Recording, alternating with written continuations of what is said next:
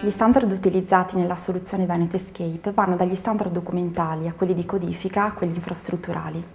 Volendo vedere la soluzione del complesso e partendo dalla creazione del documento informatico fino alla messa in quiescenza passando per la distribuzione online, affrontiamo gli standard di firma digitale.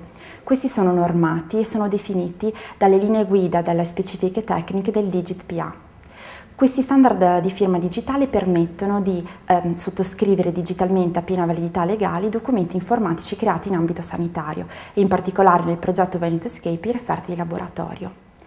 Nello specifico i referti di laboratorio non sono dei semplici documenti PDF, ma sono in formato strutturato. Il formato strutturato è stato definito da HL7 Italia e promosso e divulgato dal tavolo di sanità elettronica del Ministero.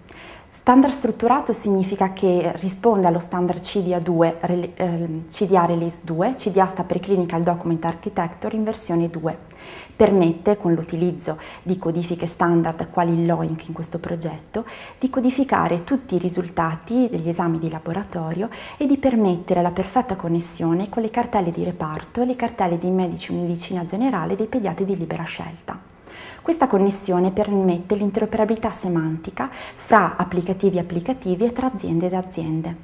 Nel processo di Veneto Escape l'ultimo standard che si incontra è quello infrastrutturale. Scelta di progetto è quello di seguire le linee guida IHE e nello specifico il profilo XDSP che sta per Cross Document Sharing. Questo profilo permette di porre le basi tecnologiche e infrastrutturali per la costituzione del prossimo fascicolo sanitario regionale e quindi l'interoperabilità documentale fra le aziende sanitarie venete.